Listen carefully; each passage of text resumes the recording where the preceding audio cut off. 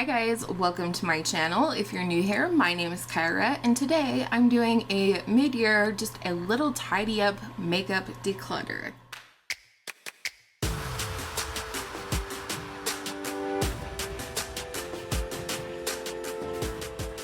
New here, a very special welcome to you. I hope you will consider subscribing today if you like what you see. It's free, it's easy, and it helps you find my videos Tuesday, Wednesday, Thursday, and Saturday when I upload. And allegedly, if you ring that notification bell to all, YouTube will let you know when that happens. So I just kind of have been putting some things to the side throughout the first 6 months of the year, just looking and kind of just trying to curate my collection, if you will. I did do a pretty big collection and declutter spring cleaning type series that I will link down below for you in case you missed that and want to see my collection in its entirety. But these are a few things that I've collected since then that I'm just ready to part with for one reason or another. So let's go ahead and get started. The first product is this Anastasia Beverly Hills powder bronzer in the shade Tawny. I remember when these came out, I really wanted them. In fact, this was the color I was sure that I would purchase, and then I never did. And then I found this at Marshall's one day, and I've hardly used this product at all. It just sits and languishes in my collection. I have a lot of matte bronzers that I truly adore. So I used this today and it just kind of solidified its fate. I really don't care for it. I had to apply another bronzer over top to kind of diffuse some patchiness that was going on. And because I don't tend to reach for it anyways, and especially after the experience that I had today, I know I'm not going to reach for this over my other matte bronzers that I love. So I'm just going to pass this on to someone else. One thing I'm going to go ahead and pitch in the garbage is this Rimmel Exaggerate Waterproof Eye Definer. This is in the shade Earl Grey, and I do really love this gray color for an eyeliner. I prefer it over black. That being said though, this is very, very old, and because it's something that I put on my eye or on my waterline or what have you, I'm just gonna let this go. This is probably close to, I mean, it's at least 2 years old, probably edging on 3 years old. So, and because I really haven't been reaching for this since I've been starting to wear a lot of brown eyeliner, I'm just going to toss that one. Next is this little sample guy of the Anastasia Beverly Hills eye primer. I just never got on with this stuff. And you know, I think somebody else might like to try this. It doesn't help keep my eyeshadow on. I do have quite oily eyelids, and so the MAC Paint Pot is what works for me, or the Ulta matte eye primer in Nude. But this one never really helped me keep my makeup on, and I think somebody else can maybe enjoy it if they don't have oily eyelids like I do. Next is this little Becca Skin Love Brighten and Blur primer, and I tried this a couple of times. I really didn't think it was anything special, and I'm really kind of paring down my primer category, if you will. I just don't wear primer a lot. I tend to use my sunscreen, my mineral sunscreen, as my primer like I did today. And the other primers that I have are for specific kind of treatments like mattifying or pore filling, something like that. So I do have a friend that loves this. I know she would happily use that up for me, so I'm gonna pass that one along. Then I have these two little sample like contour sticks from ABH. I feel like I'm kind of bagging on ABH today. This one is in the shade Banana, and these are just drying out. Again, these are really, really old. And then I have this contour stick in the shade Mink.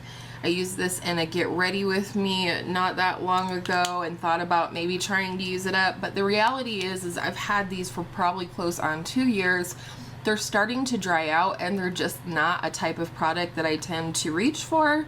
So I'm gonna let those go. Next are a couple of concealers that I just could not make work for me, not even for spot concealing on my face. I just don't like them.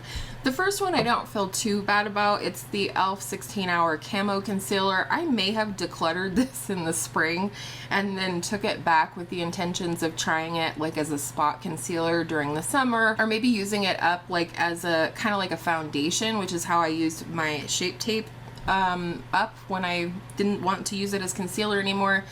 But even like trying to cover my melasma with this or anything like that, I just don't like how this looks on my skin.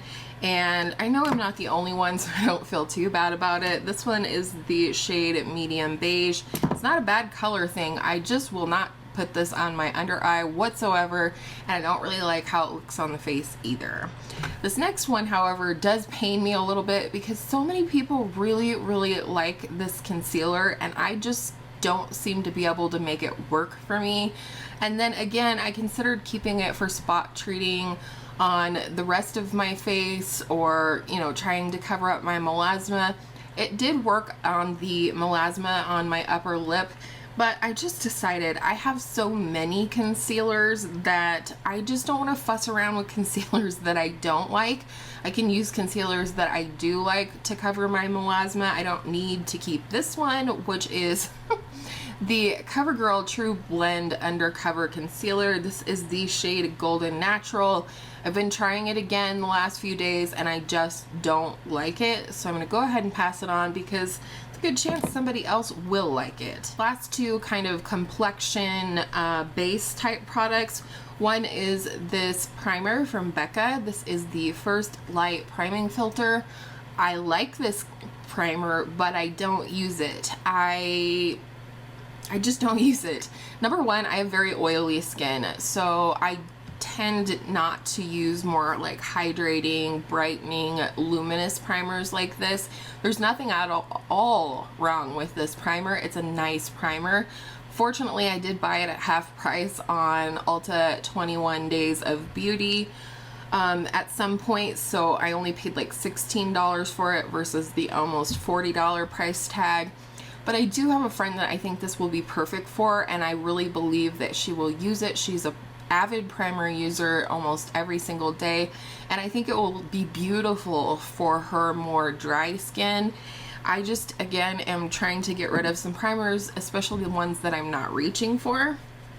And then this one, I'm fairly certain that I did pull out from my declutter in the spring, and that is the Ulta Effortless Effect Medium Coverage Hydrating Foundation. This is the shade Light Warm. I pulled this back out because I had decided to stop using the Juno & Co. microfiber sponge for a little while. I had a hunch that it was messing with some of my base products, like concealers and foundations and whatnot, and maybe that was the reason that I wasn't liking certain products.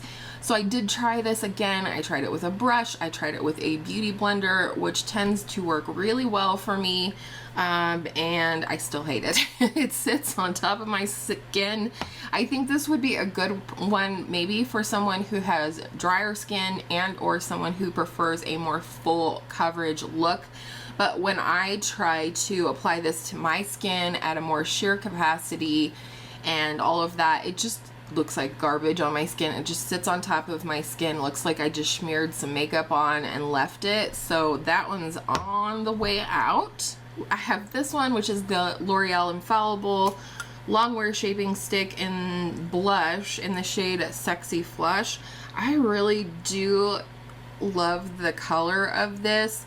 However, it doesn't show up on my skin unless I really build it up, and because this is such an emollient product, it tends to pick up whatever's underneath of the blush, and I just don't need this. I have the Glossier Cloud Paint in the shade Puff, which is a really soft, fresh pink color, which is kind of the category that this was holding before I got the Cloud Paint, but I prefer the Cloud Paint formula. I don't need to. This is a cream product, so somebody needs to use it. It just isn't gonna be me. The next product is from Wet n Wild. It is the Color Icon Rainbow Highlighter in Bronze Over the Rainbow.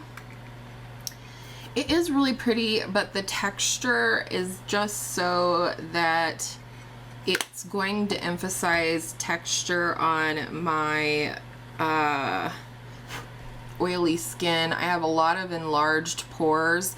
It is really pretty though. I think it will be beautiful on someone else that maybe doesn't have as much texture on their skin as I do. I had won this in a giveaway and I now regret even swatching it because I would have liked to have given it away brand new, but I can never resist swatching things. Another one that kind of pains me to get rid of is this CoverGirl Instant Cheekbones.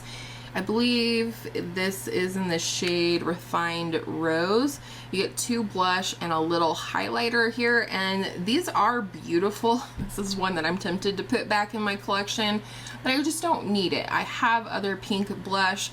I have other pink blush that it's even more flattering on my skin. Today I'm wearing the Natasha Denona Mini Blush and Glow, and I really like that color. And this is just kind of cluttering up my blush drawer. I don't know who might want this little guy right here, but it's really cute. It's beautiful. And to pick on ABH for one last time, I have the Anastasia Beverly Hills Blush Trio. This is in the Peachy Love colorway. Again, this is something I wanted when it was released, but I don't find myself using this at all. This orangey color I tried, which was part of why I wanted this particular colorway. I found this at Marshall's, by the way. Again, I did not pay full price for it, but this is just a really weird color on me, especially with my really yellowy warm undertones.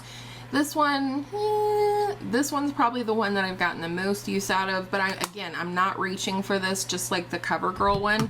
So there's no sense in hoarding blush in my collection, especially because my blush drawer is the one that always fills up the quickest. And then I have this guy right here from W7. I really loved this little one. This is the Hollywood Bronze and Glow. Sound familiar?